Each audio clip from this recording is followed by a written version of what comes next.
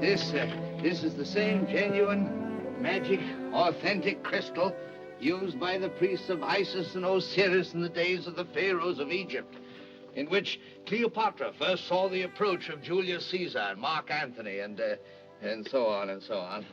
Now, you'd better close your eyes, my child, for a moment in order to be better in tune with the infinite. We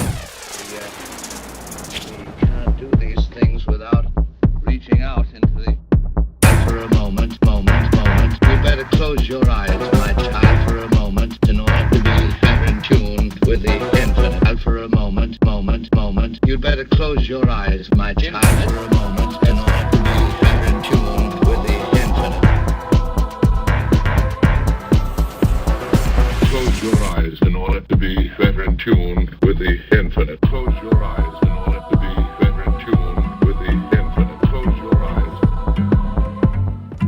This is it. Specific foresights delivered to Marty in the form of this magic manuscript enable him to open a stargate through the fabric of space-time, which arouses our suspicions as to the nature of its acquisition.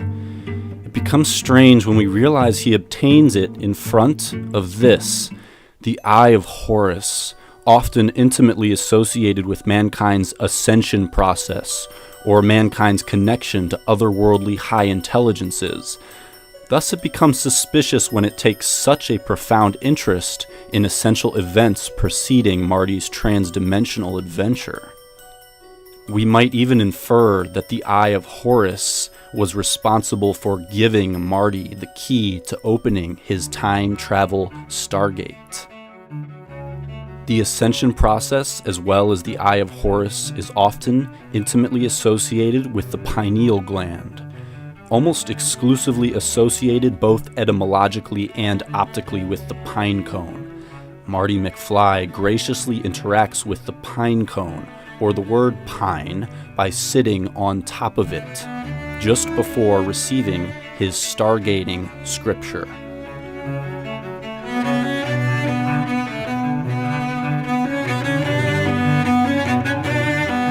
Here he is, sitting on top of the word pine, about to be contacted by higher intelligences via the Eye of Horus, via his pineal gland. The pineal gland is also called the third eye, which is very convenient because directly in front of him are the words the, third, and then a picture of an eye, or the third eye, which appropriately foreshadows his polymorphous pilgrimage and strengthens the sync association of interdimensional travel as a third eye involving process of spiritual ascension.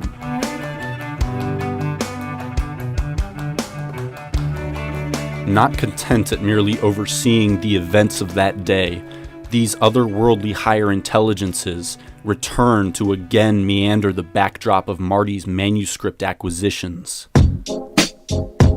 With his third eye submersed in a rainbow, Marty ventures to the now revamped but geologically identical storefront to again obtain future foretelling scriptures from mysterious extraterrestrial forces. See this book? This book tells the future. The information in here is worth millions. Gray's Sports Almanac. Gray's Sports Almanac. Gray's. The Greys have also been intimately associated with the Eye of Horus, two symbolic equivalents to higher consciousness or higher intelligence that Marty happens to interact with. Take special note and consideration of how the word Greys is surrounded by stars, further eliciting the celestial nature of its associated entities, the Greys.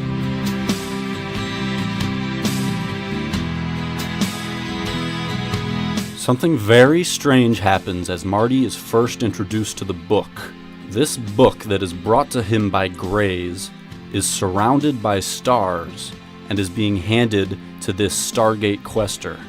At the very moment that it first touches his fingertips, it becomes completely surrounded by images that document humanity's most profound initiation into interstellar travel or cosmic endeavors, Apollo's missions to the moon, as if to foreshadow Marty's own personal journey into the non-local, extraterrestrial realms of existence. The operative alien representative word, grays, in fact makes direct contact with the most iconic of the Apollo photos just at the moment Marty is receiving the book for the first time.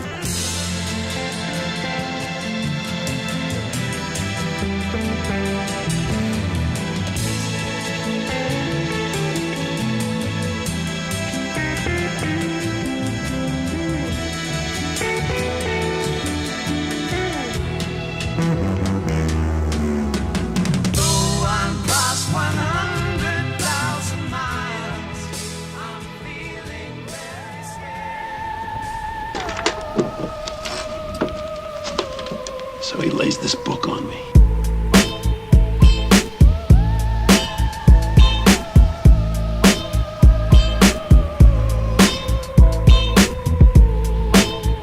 What is it for?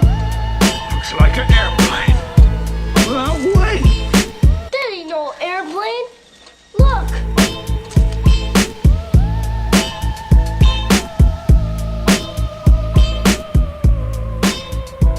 Becoming black ships, skull and bone type of action. Your time is up, give in to your masters. Becoming black ships, skull and bone type of action. Your time is up, give in to your masters. The time machine is quite literally an advanced spaceship from another dimension, and Doc Brown, as perceived by the peoples of the era, would be an advanced human being operating a UFO from another dimension, quite literally. Thus, tunnel, the Griffith Park Tunnel. In Lloyd R. Christbearer Part 1, we introduce the theme of the tunnel as being a metaphorical representation for experiencing the world with limited perception, reaching the end as being representative of significant quantum leaps of understanding. We noted Christopher Lloyd is consistently positioned at the tunnel's exit to be dramatically discovered by distressed protagonistic tunnel goers, validating his candidacy to represent the light, or the truth that is carried by higher consciousness or higher intelligences.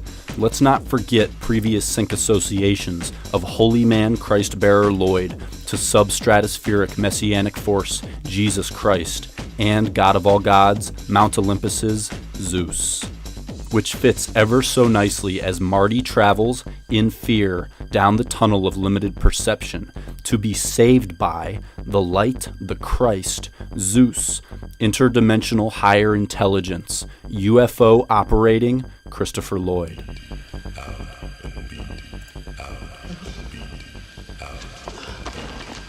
Steal my stuff. Keep in mind that Marty's whole purpose for being in the tunnel in the first place is to reclaim the Gray's alien manuscript from Biff. He has lost his connection to the alien high intelligences, and once he firmly reestablishes his connection with the Greys by reclaiming the manuscript, a UFO appears at the end of the tunnel and abducts him, ever so appropriately reinforcing the sync link between interdimensional pineal gland-induced travel and contact with higher consciousness representing extraterrestrials.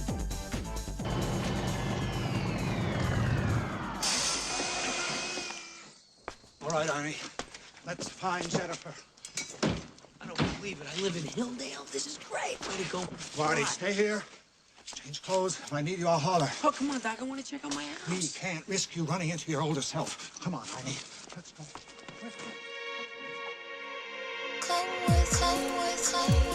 In a brief time-traveling stint of his own, Biff, clad in checker pleats, is escorted to the wormhole car in a ridiculously over-checkered checker cab that adorns the word Luxor.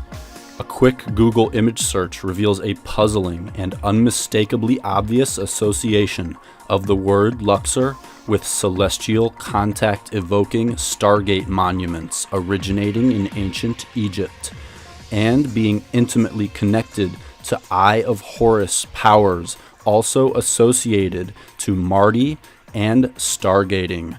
The Eye of Horus delivers Marty the essential ingredients for opening a stargate, while this night sky illuminating Egyptian pyramid escorts Biff towards the same stargating fate.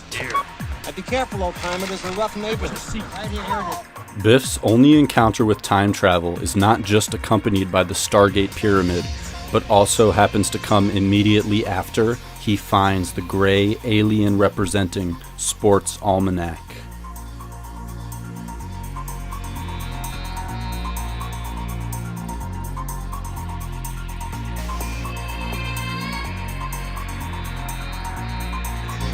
We can observe the intuitive connection between traversing tunnels, entering wormholes, walking into the light, and alien abduction, all interchangeable representative elements of the non-local journey of spirit, and all experienced by Marty, culminating at a particular tunnel of great interest.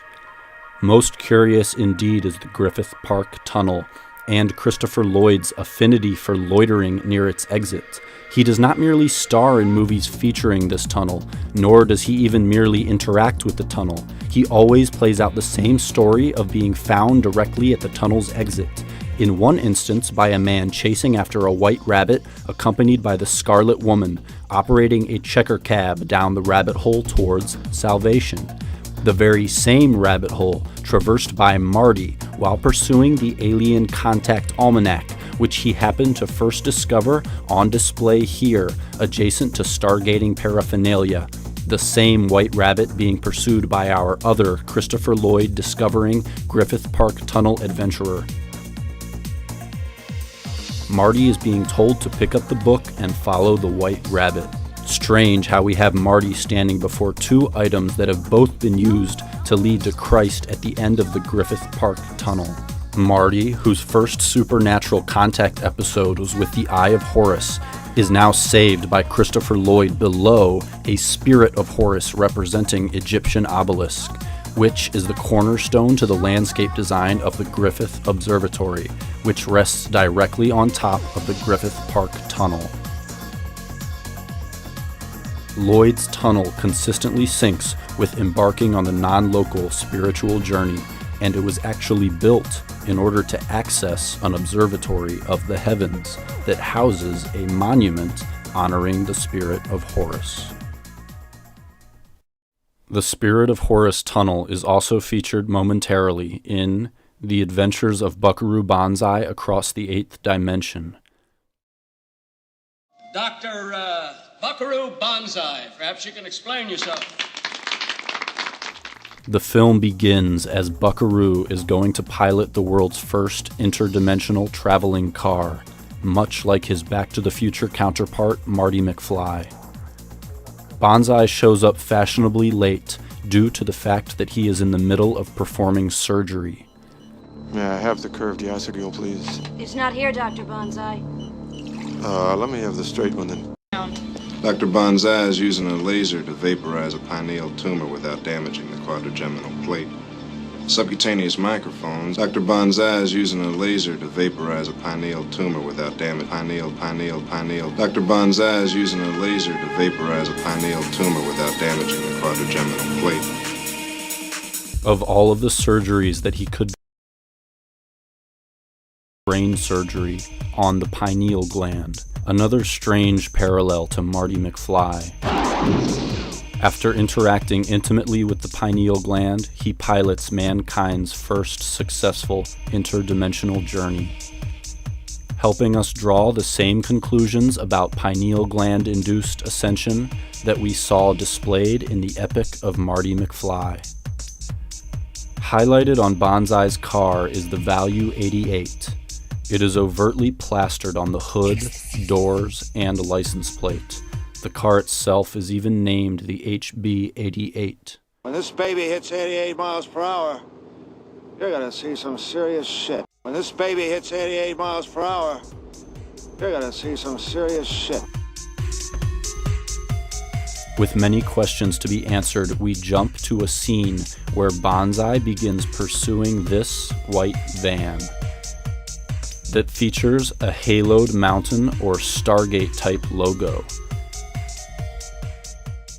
And he ends up chasing the van through the Spirit of Horus tunnel, the very same tunnel that Marty chased the Gray's alien almanac through. Inside the van is one of the parts that allows his car to function properly and travel hyperdimensionally. Without it, he cannot open wormholes. So, you see that we have two men traveling through the Spirit of Horus tunnel, both striving to reconnect with higher intelligences or with their ability to contact higher intelligences. Marty must reclaim the Gray Alien Sports Almanac so that the alien UFO, operated by Christ Lloyd, will connect with him, while Banzai must get his hyperdimensional car part from the van with the Stargate logo. The kicker is that the van with the Stargate logo at the end of the Spirit of Horus tunnel is operated by Christopher Lloyd, playing an alien. To cough up the crucial missing circuit, and then we finally get our butts off this rock. What? Get on my level, ho. What? Get on my level, ho. You can't. Get on my level, ho. You can't. Get on my level, ho. It's real deal, ho. Look scrappy, ho. It's B&B, ho. Let's go. Bitch, nigga, you can never ever, ever, ever, ever.